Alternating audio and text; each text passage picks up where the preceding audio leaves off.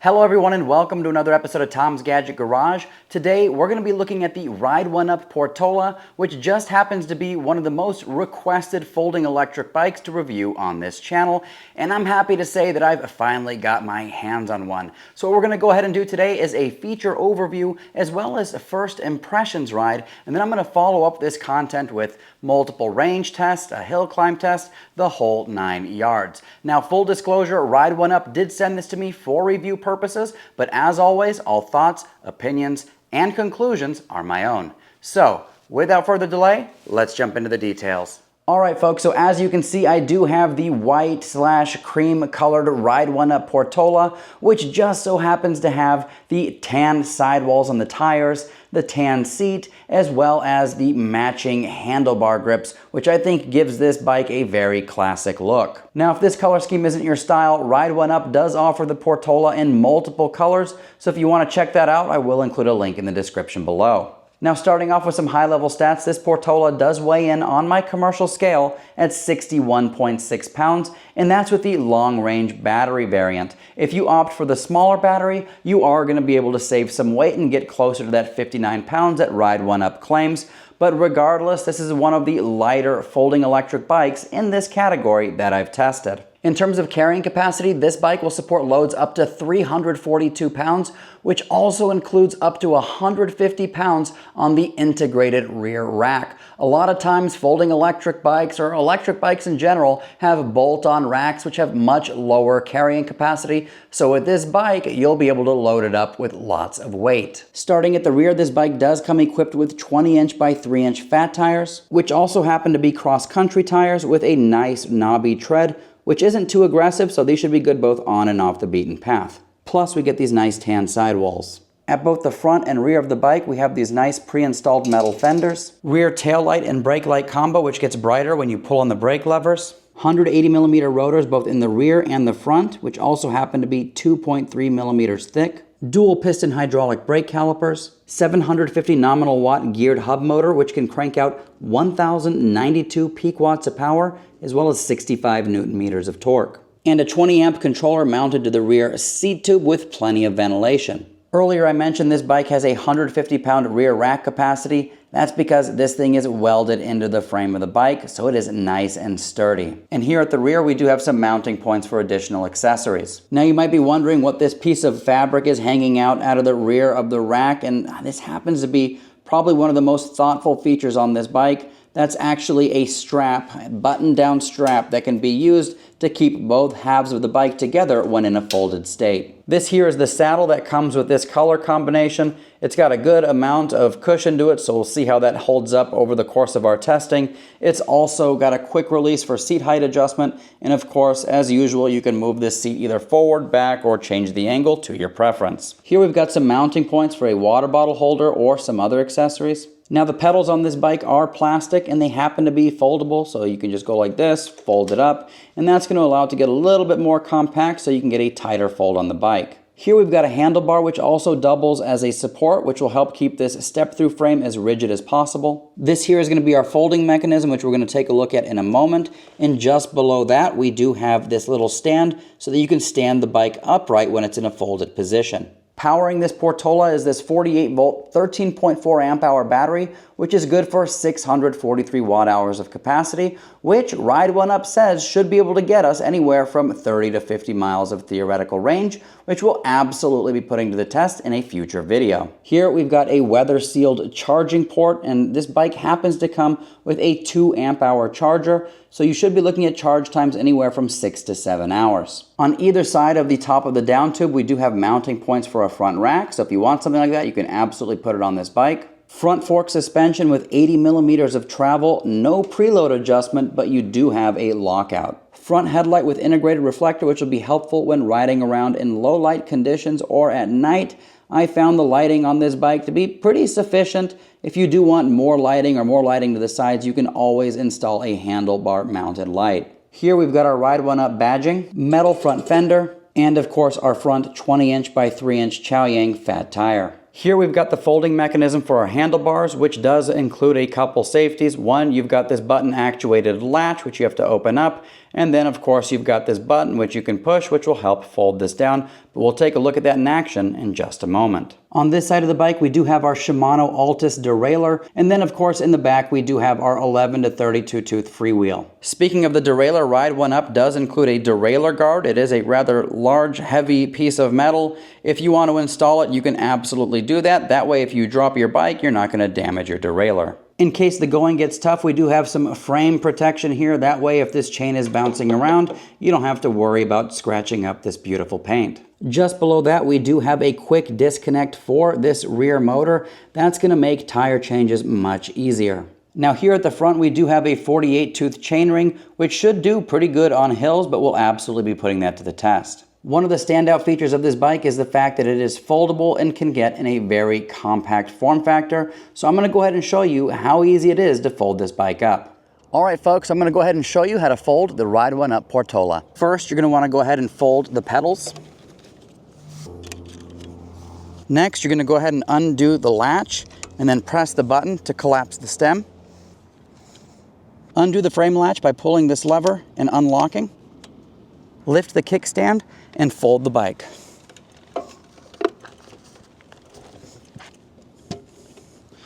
One of the nice things about this bike is that they did include a button-down strap. That way you can keep the two halves together, which is going to make transport a heck of a lot easier.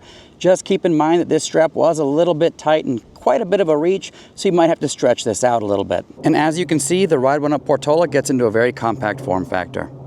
Coming back to the battery here, it does have a locking mechanism. That way, if you park this outside, lock it up, you don't have to worry about somebody running away with your battery, which is probably the most expensive component on this bike. And in order to remove this thing, you simply insert the key, give it a turn, and then you can go ahead and turn this here, and that'll pop the battery out, which you can now remove from the bike. And one of the cool things here is the fact that you can push this button and get a little indication of how much power is remaining. You could also charge this battery externally from the bike. And if you are curious, this bad boy is UL 2271 certified.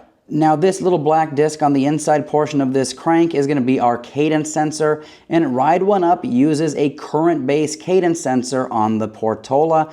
It's not the typical kind of budget-friendly speed-based sensor that you see on a lot of sub $1,000 bikes, so this here should give us a much smoother ride feel. Working our way up to the cockpit, we do have our what appears to be leather-wrapped handlebar grips, which do have a very nice feel to them.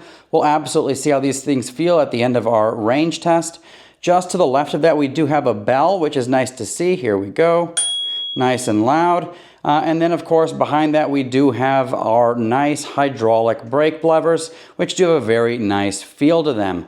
Just below that, we do have our 8-speed gear shift, which is the trigger style gear shift, which is a heck of a lot more ergonomic. Here at the center of the cockpit, you will see that there is a lot of space because our screen is mounted to the left, which means you're going to have a lot of handlebar real estate for things like phone holders and other accessories. Here on the left, we do have our display, which is rather basic looking. However, it does have a lot of information. So I'm going to go ahead and hit the plus button to turn on the headlights. That'll also turn on the backlight. And as you can see here, we've got our battery bars. We've got our levels of pedal assist, 0 meaning no pedal assist. If you dial it up, you can go 1, 2, 3, 4, 5, and 5 being the most amount of pedal assistance. Just below that, we have our speed in miles per hour or kilometers an hour. And then, of course, we've got a wattage readout. Now, if I hit the power button, you'll see we've got odometer, we've got our trip distance, we've got elapsed time on our ride, max speed, average speed, all that fun stuff. And if you want to access the advanced settings menu, you just hit the plus and minus button. After holding those, you will be taken to the first basic menu. This here, you'll see TCN. That's basically your trip count reset option. Yes or no for that. You can hit the power button again. That's going to be a backlight, which makes it brighter or dimmer. You hit it again, that's your speed, so miles an hour or kilometers an hour. And when you hit it again, you're back to this settings menu. Now, if you want to go a step deeper, and I will include a link to Ride1Up's video in the description below if you want to go into this in detail, but you can hit the plus and minus button again. That'll take you into here where you can adjust, voltage for each of the battery bars, to your whatever preference you have for that. So you can go through that, and as you can see, you can set voltage for those different levels. You've also got a bunch of other features in here, which I will link that video down below so that you can see it. You've got some other things about, pedal assist sensitivity, current, all that fun stuff. To the left of the display, we do have our throttle, which is active even though pedal assist is set to 0. You can go into the advanced menu settings and turn off the throttle if you'd like. Here on the left, we do have our left handlebar grip as well as that nice hydraulic cable actuated brake lever back there. So now that we've gone over all the features of this bike, let's jump straight into our first impressions ride and see how this thing rides. All right, folks, so we are out here with the Ride1Up Portola on our first impressions ride, and we're gonna get started seeing how this bike rides with 0 pedal assist. So right now I have electronic assistance turned off completely, and we're cruising around in gear 3. And I have to say, this is actually very comfortable, and that's probably due in large part to the fact that this bike has a 48-tooth chainring. So really optimal gearing for riding the bike in the event that you lose power. I'm gonna go ahead and move into gear 4 here. Looks like we're maintaining about 10, 11 miles an hour, so at least on the display. Go into gear 5. All right, so this is actually very comfortable. So if you were to run out of power completely, cruising around between 10 to 12 miles an hour is absolutely doable, especially on flat ground. All right, I'm gonna go ahead and move us into pedal assist 1, which is the lowest level of pedal assistance. And keep in mind, this bike does have a current-based cadence sensor. So it is much smoother than your typical speed cadence sensor, which will basically take you to a preset speed. This here prioritizes current. And so right now we're cruising around 10 miles an hour. If I bump it into pedal assist 2, we're able to go a little bit faster. Pedal assist 3, we go from 12 up to, let's see, we're still gaining speed, 16 miles an hour or so. And it looks like pedal assist 4 and 5 are gonna take us to 20 miles an hour, which is the top speed in pedal assist for class 2 e-bike mode. All right, so moving into a complete stop, into pedal assist 3. Let's see how long it takes for this cadence sensor to kick in. So I'm pedaling, and there we go. Looks like that was about a half a revolution. I'm gonna go ahead and do that one more time. So at a complete stop, pedal assist 3. I'm gonna get us moving. There we go. It's about a little over a half revolution of the pedals for that cadence sensor to kick in, which is in line with a lot of the cadence sensor e-bikes that I've tested. But one thing that I am noticing is that the power delivery is very smooth. We don't have like an abrupt jump to the next speed. So right now we're cruising around pedal assist 3. If I go all the way to 5, we don't have an abrupt change in speed. It's nice and gradual, and I like to see that in a cadence sensor e-bike because it's just gonna be a better experience overall. And number 2, with the current-based system on here, it gives you a more natural ride feel based to a speed priority cadence sensor.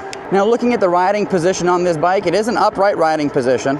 It's nice and compact. The handlebars are right here. I don't have to do much in the way of stretching to reach those handlebars. And so if you're looking for a bike that's got a more upright, kind of casual, relaxed riding position, this Ride1Up Portola absolutely delivers that. Now, an important consideration is the fact that this bike does not have adjustable handlebar height. So you can't go in and make it higher or lower. It's basically one size fits all with the exception of the rear seat. Rear seat, you can go up, down, you can position the seat forward, back, as well as change the angle on that. But for me as a 5'10" rider, I find this to be very comfortable. Right now I'm cruising around very casually. We're in gear 8, pedal assist 3, right around 19 or so miles an hour on the display, and I'm not feeling any kind of ghost pedaling or anything like that. And so it's very well geared for these speeds, but in a moment I'm going to bump us up into class 3 and see if that changes as we pick up speed. All right, so I went ahead and pulled over. We're going to go ahead and switch into class 3 mode, and the way you do that on this bike is you hit the power button and minus button simultaneously, and you will see C3 on the screen, which means we're officially in class 3 e-bike mode. So what we're going to do now is test out what the gearing feels like on this bike as we go above and beyond 20 miles an hour.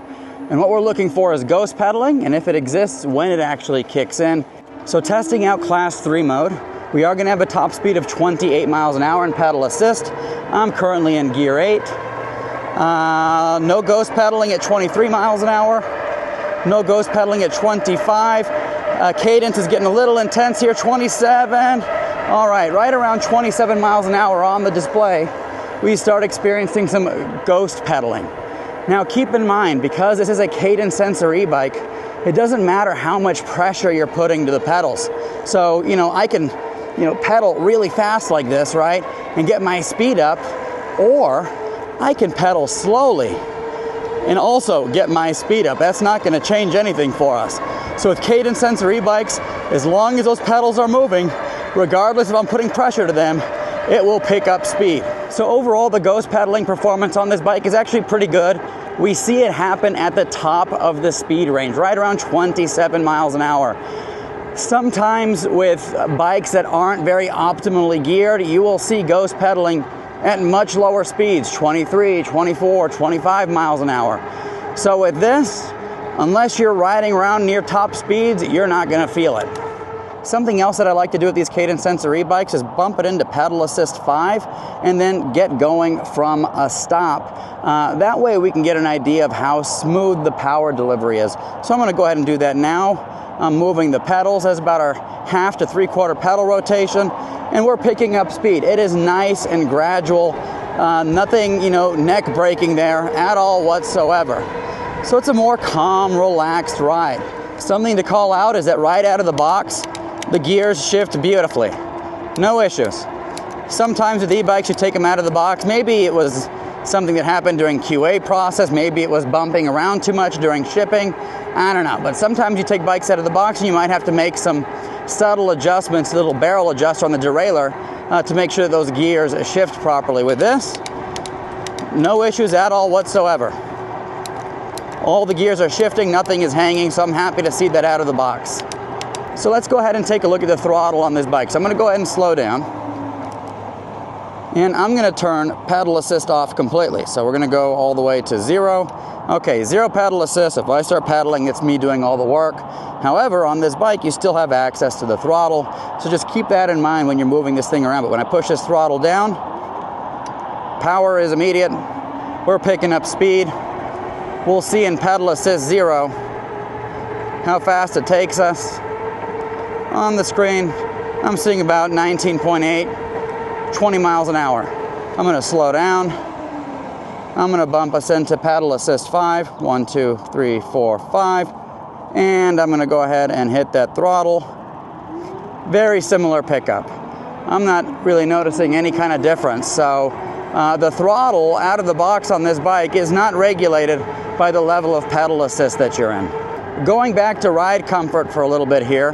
Like I mentioned, this bike does have a more upright riding position, so I don't have a lot of weight on my hands. In fact, it's very light. You can see my hands kind of resting here on top of the handlebars. That upright position means my hands are not going to have to take on a weight-bearing function. Whereas some bikes, you're crouched down more, your hands are extended further out, and that's more pressure on your hands, more fatigue over time, which can be tiring over those longer rides. So for this style bike, I really like the upright riding position. Now me personally, I'm a pedal kind of guy. I really enjoy pedaling bikes. I'm not like a throttle first type rider. But where I really do like throttles is that, let's say for example, I'm cruising around in gear 8 and I slow down and I come to an intersection, right? If I were to just try and get going right now in gear 8 with pedal assist only, it is a struggle to get this bike going. And there we go, then the power kicks in, okay? With the throttle, if I'm at a stop and I realize, hey, I'm in the wrong gear, all I gotta do is push that throttle down and we're off to the races. So for me, I see throttles as a safety net of sorts in the event that you come into a situation where you're in the wrong gear and you gotta get going. Because the last thing you wanna be doing is, putting in a bunch of laborious effort trying to get going. I mean, that's seconds of lost time, and that could potentially put you in harm's way when you're crossing an intersection. So really like that this bike has a throttle. So hopping back into class 3 mode, I'm casually pedaling, pedal assist 8, picking up my cadence, and I'll tell you right now, at these speeds, the bike feels very solid. No kind of weird like wobbles or jitters or anything like that. it's a very stable bike at speed, so no concerns. Me personally, I'm usually riding these things anywhere from 17 to 20 miles an hour, usually 17 to 19. So I'm not spending a lot of time in these speeds, but if that's you, if you do spend time in these higher speeds, just know it's got a very solid feel to it. So right now we're riding into this dog park area. For the most part, it's under construction, but there are some hills which will give us a good opportunity to test out the hill climbability of this bike. Now, keep in mind, I'm going to be doing an entire, probably series of hill climb tests with this bike in future videos, so that'll be the ultimate test. But for today, we've got these really steep embankments that we're going to test this thing out on, see if it's got enough power to make it up. So as I mentioned earlier, this Ride1Up Portola does have a suspension. There is no preload adjustment, it's just got the lock out there. And it's got 80 millimeters of travel. And so far I'm noticing that the suspension itself is a little stiff. Sometimes it takes some time for those suspensions to break in, but right now it does feel stiff. So we're gonna give it a quick go here on this grassy kind of terrain, see how it does. Okay, I mean, you can feel the suspension doing a little bit of work. But yeah, that thing probably needs some breaking in. So right now it is a little bit firm going over that lip. You can feel it though. All right, let's go on this grass and we'll see how well this bike climbs this hill. I'm gonna go into pedal assist 5. Between the trees is a 22% grade. And here we go. Let's see how it does. Pedaling through. Okay, it had enough power. It was kind of waning at the end there. This bike does have 750 nominal watts of power. And with the 48 volt system, fully charged at 54.6 volts and that 20 amp controller, you're looking at about 1,092 peak watts out of this. So that's pretty much par for the course with these folding electric bikes. Some of them have significantly more, 13, 14, 1500. Some of them have less at 800. And I think generally speaking, 1,000 watts is a happy medium. But I'm gonna go ahead and get us into a more appropriate gear. Let's see if we can make it up. And I'll tell you right now, the camera never does it justice, but this is steep. We are in gear 3, pedal assist 5.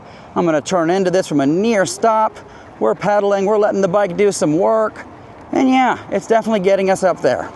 So if you live in a place, with lots of hills, moderate to, kind of relatively steep hills, you'll be able to make it up with this bike. Now for the steeper stuff, just keep in mind you're going to be putting in a little extra effort compared to a bike that has more power. One of the things that I really like about these folding bikes with these 20-inch by 3-inch fat tires is that they're very nimble. It's much easier to get this thing turning and moving than it is with a bike that, say, has 26-inch wheels. And so this is really nice. Very controllable, very maneuverable. You don't have to worry about kind of sluggish performance. It's on the spot. Now keep in mind though, because it does have those smaller tires, your pedals are going to be a little bit closer to the ground. So when you're taking, kind of deep turns, coming into a curve, a real tight curve, you want to make sure that, whichever direction you're leaning into, that the pedal on that side is either in the level or up position. That way you don't strike that pedal on the ground. As I was saying, this is a very nimble, easy to maneuver bike. Also rides very stable. No wobbles in the step-through frame at all whatsoever. So, and what's really nice is the fact that this thing weighs in at, just over 61 pounds with the largest battery variant. So that actually comes in quite a bit lighter than a lot of the folding e-bikes that I've tested, which normally range from 64 to 72 pounds. This path that we're riding on right now has got expansion joints or gaps between each of the concrete slabs. And you can feel the front suspension absorbing some of this. You feel it, more in the back because there's no suspension in the rear, and this bike doesn't have a suspension seat post. So if you're looking to take the edge off some of the bumps in the road in the back, I highly recommend getting yourself a nice suspension seat post. That way you get at least some absorption of the lumps and bumps in the road at the back of the bike. All right, folks, we're gonna go ahead and test out our brakes. We're gonna get us going to about 20 miles an hour or so. We're gonna test them in 3, 2, 1, go. Oh yeah, Very good stopping power. All right, so we're gearing up for round 2, about 20 miles an hour or so, and go. Yeah, definitely got solid stopping power on this bike. All right, folks, so there you have it. That was our first impressions ride with the Ride1Up Portola. And as you can see, this is a very capable little bike. It's small, it's compact. As you can see from this picture I'm going to show you on the screen, it fits beautifully into the trunk of my compact SUV, my Mazda CX-5. It's got really good power, just north of 1,000 peak watts of power, which, you know, gets us up to speed, no problem at all. Took us up that 22% grade, kind of slowed down at the end there, but we were able to power through, and we still had a whole complement of gears that we could have used in case the going got tough. Now stay tuned, because I am going to be publishing my full range test on this bike in pedal assist level 3. So if you're curious, you know, what the real world range is with a rider that's around 200 pounds, I will be publishing that here in the coming weeks. I will also be taking this up, like I mentioned earlier, Phoenix's South Mountain, and we'll probably do some night rides as well. Anyways, let me know if you have any questions, comments, thoughts, concerns. Happy to address those in the comment section below. And if you do want to pick one of these up, I will include an affiliate link in that description. And if you use that to make your purchase, it absolutely helps support this channel and keeps the wheels moving on future reviews. As always, thank you so much for tuning into Tom's Gadget Garage. We'll see you next time.